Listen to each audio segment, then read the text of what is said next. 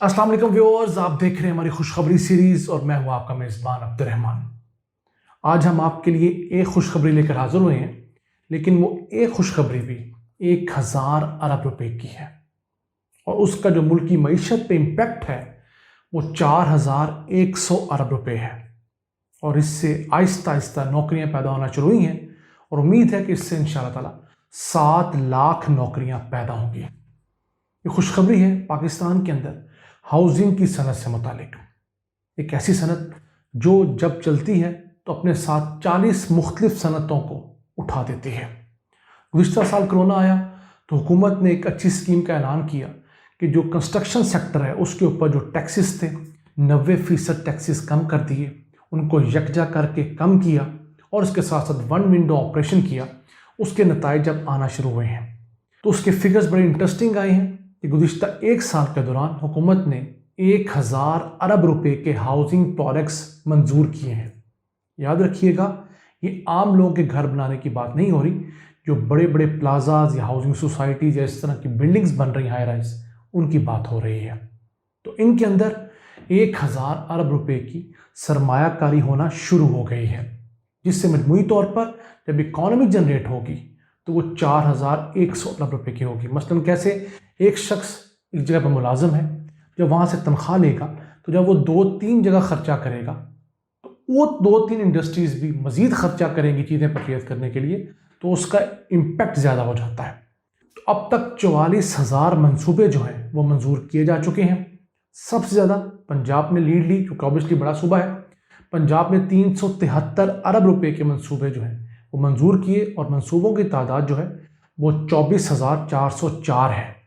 इन मंसूबों पे मजमूई तौर पर अगले 2 से 3 साल के दौरान 3,25,000 अफराद वक्तन फ़वक्तन रोज़गार पर आते रहेंगे और इस वक्त भी आ रहे हैं। जो प्रोजेक्ट शुरू हो गए हैं उनमें काम शुरू हो गया है, उनमें इस हफ्ते शुरू होगा, कुछ में अगले हफ्ते शुरू होगा, कुछ में 2 माह बाद शुरू होगा, तो ये काम चलता जाएगा। उसके बाद दूसरे नंबर पर सिंध आता है, जिसने 267 अरब रुपए के मंसूबे मंजूर किए, 8,736, और सिंध के अंदर 2 लाख मुलाजमतें पैदा हो रही हैं।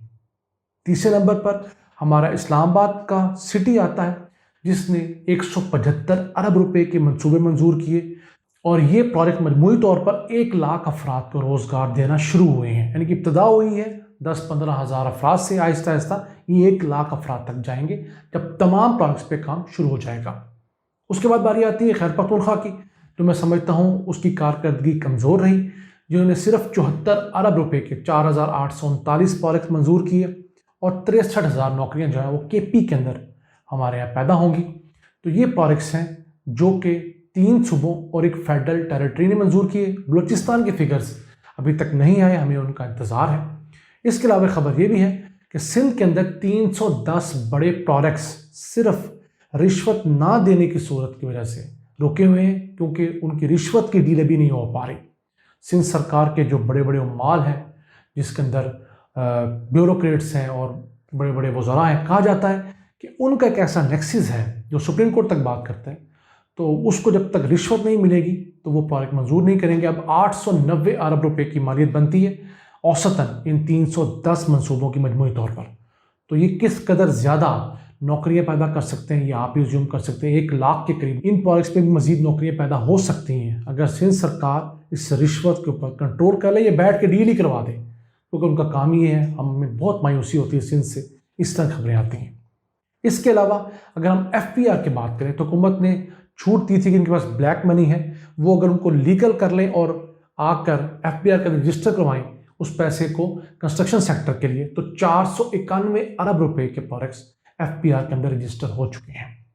यहाँ पहले हम एक वजाहत देना चाहते हैं हमारे उन नाज़रीन के लिए जिन्होंने अपने ज़ाती घरों के लिए मुख्तलिफ बैंक्स में अप्लाई किया और बैंक्स ने उनको कर्जे नहीं दिए। तो नाज़रीन, बैंकों के पास इस वक्त तक 145 अरब रुपए के कर्ज़ों की दरख्वास्तें मिल चुकी है, मौसूल होगी उनको।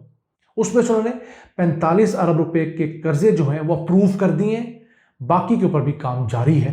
कुछ कर्जे बाद में अप्रूव हो, कुछ कर्जे अगले महीने अप्रूव होंगे, कुछ उसके बाद, क्योंकि बैंकों ने 31 दिसंबर सन 2021 तक 375 अरब रुपए के कर्जे हर हाल में देने हैं।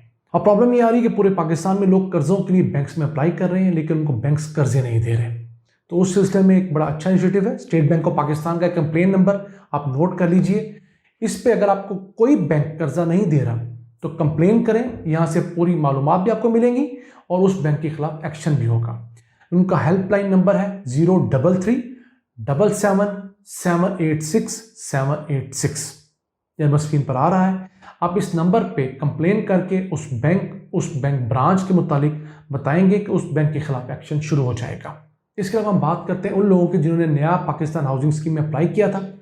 تو 20,000 گھر اس اسکیم کے تحت مکمل ہو کر ہینڈ اوور کیے جا چکے ہیں. 45,000 گھر پورے پاکستان میں اس وقت زیر تعمیر ہیں. مختلف شہروں میں ہیں, پشاور کے قریب جلوزئی میں ہے, سرگودا کے قریب ہے, رائے بینڈ کے قریب, لاہور کے قریب ہے, اسلام آباد کے اندر فراش ٹاؤن میں, اس طرح پورے ملک میں پھیلے ہوئے ہیں. اسی کے ساتھ ساتھ عنقریب 70,000 گھروں کے منصوبے کے اوپر اپروول ہونے جا رہی ہے, جو کہ 48 مختلف لوکیشنز کے اوپر ہوں گے. پنجاب, کے پی اور اسلام آباد کی لوکیشن, کیونکہ یہ پی ٹی آئی کے انڈر آتی ہیں. اسی کے ساتھ ساتھ اخوت فاؤنڈیشن جو ہے وہ اب تک 15,000 گھر بنا کے لو کاسٹ ہاؤسنگ کے ذریعے 5 لاکھ روپے تک قرضہ دے کر لوگوں کو ہینڈ اوور کر چکی ہے. یہ گھر ہینڈ اوور ہو گئے ہیں اور 7 ارب روپے کی لاگت اس کے اوپر ٹوٹل آئی ہے. اور جو اخوت سے قرضہ مل رہا ہے چھوٹے گھروں کے لیے 5 مرلے تک کے گھروں کے لیے 5 لاکھ روپیہ, وہ بلا سود ہے. 2 سے 3% آپ سے سروس چارج کرتے ہیں آپ سے ریکوری کرنے کے نام پہ باقی معاملات کے اوپر. اور امید ہے کہ اگلے 2 سالوں کے دوران اخوت فاؤنڈیشن 44,000 مزید گھروں کے لیے لوننگ کرے گی. چھوٹے چھوٹے قرضے ان لوگوں کو دیے جا رہے ہیں جن کے پاس 2 مرلے کے, 4 مرلے کے, 5 مرلے تک کے پلاٹس ہیں, لیکن اس کے اوپر ایک چھوٹا سا گھر نہیں بنا پا رہے, 2 کمرے, 1 واش روم کا.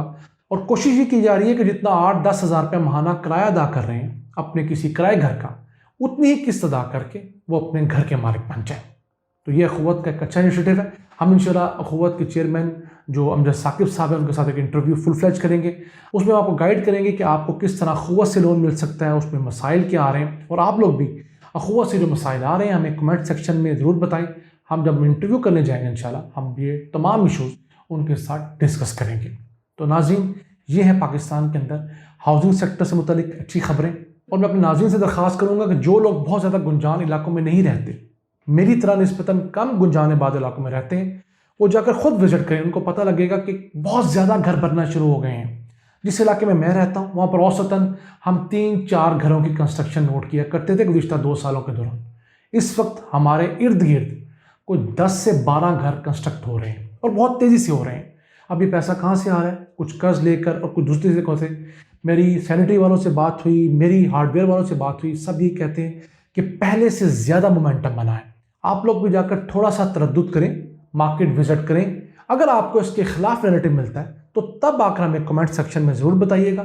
گھر بیٹھ کر اے سی کے نیچے, پنکھے کے نیچے صرف یہ مت لکھ دیا کریں کہ سب جھوٹ ہے, اس کو ثابت کیا کریں. اگر آپ میں جرت ہوتی ہے کمنٹ کرنے کی تو اس کو ثابت کیا کریں کسی ایویڈنس کے ساتھ, کسی تصویر کے ساتھ, کسی اخباری تراشے کے ساتھ, کسی ٹی وی کی بات کے ساتھ. ناظرین, یہی ہماری گزارش ہے. ہم اللہ سے دعا گو ہے کہ اسی طرح پاکستان میں پروجیکٹس آتے رہیں, لوگوں کو روزگار ملتا رہے اور ہماری اکانومی تیزی سے ترقی کرتے رہے. اپنے میزبان عبد الرحمان کو اجازت دیجیے. اللہ نگہبان.